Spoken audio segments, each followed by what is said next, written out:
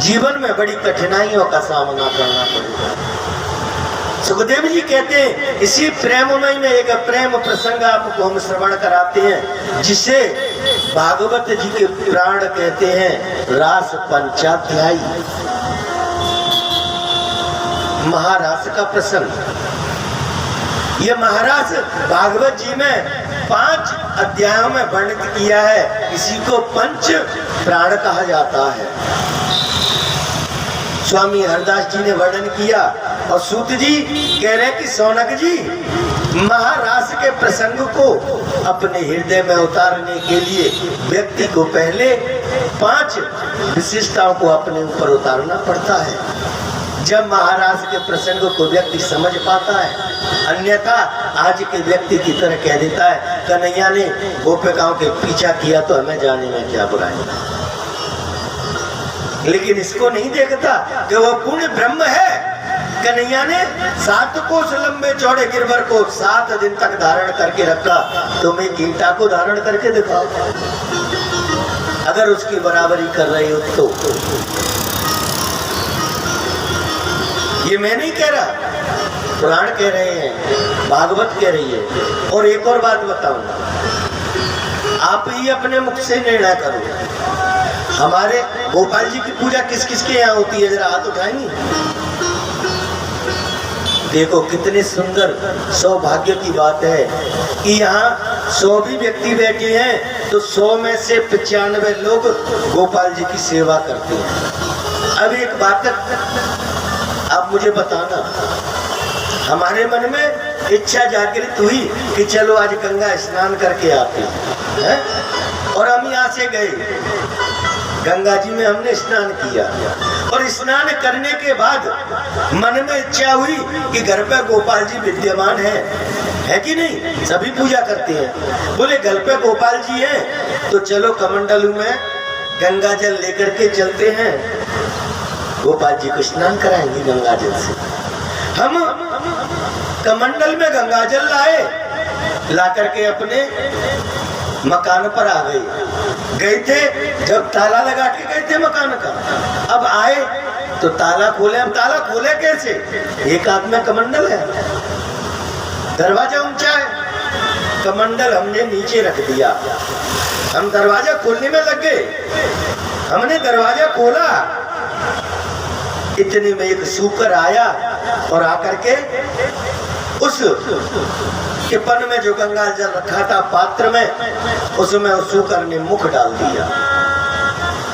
अब आप लोग बताइए, क्या उस सूकर के झूठे गंगा जल से हम गोपाल जी को स्नान करा सकते हैं? नहीं करा सकते। क्यों?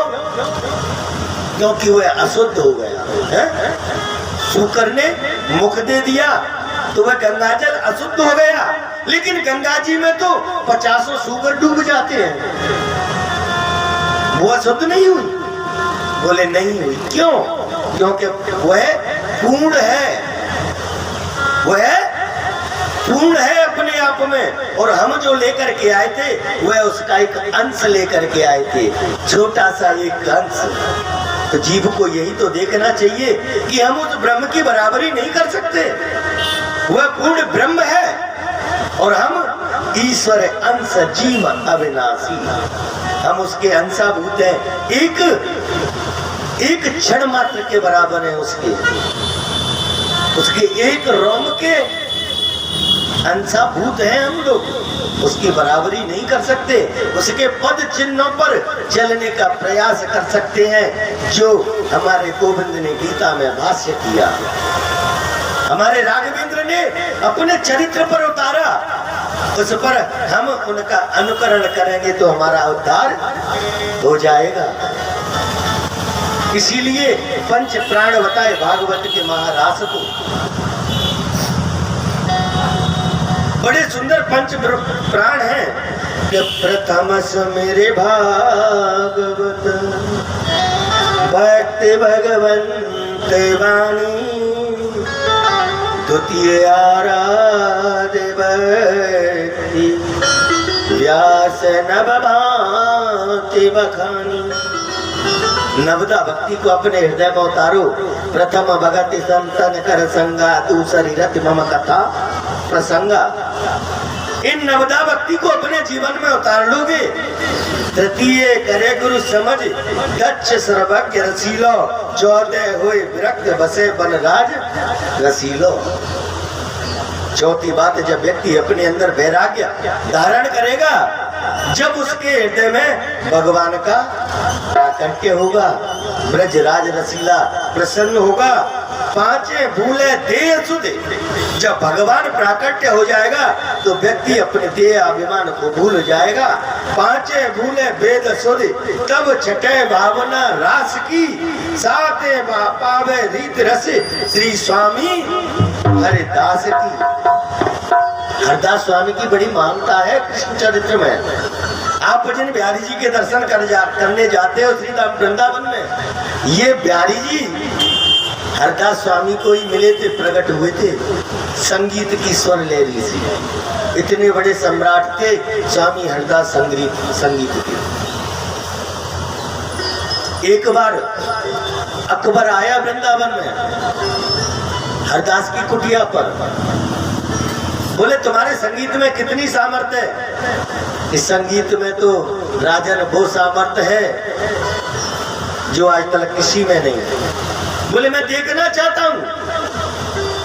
गोविंद के आगे दीपक रखे हुए थे, दीपक बने हुए प्रज्वलित नहीं थे, लेकिन हरदास स्वामी ने जब संगीत की स्वर लहरी लगाई तो उस स्वर लहरी से वह दीपक स्वयं अपने आप प्रज्वलित होने लग गए। ये है संगीत की महानता, संगीत स्वर और साधना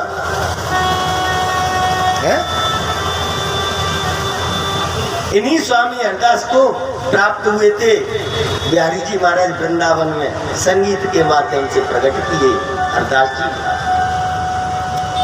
आज मेरे गोविंद ने और एक और बात बताएं, गोपी, गोपी कहते किसे हैं? इस संसार में गोपी कौन है? प्रत्येक जीव गोपी है। किसी माता को गोपी नहीं कहा, किसी स्त्री को गोपी नहीं कहा, ये पूरे संसार के जीव ही गोपी हैं।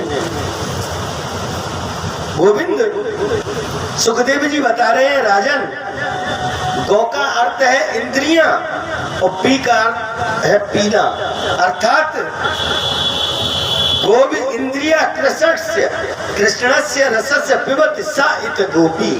जो हर इंद्रिय के द्वारा कृष्ण रस का पान करे वही तो गोपी है।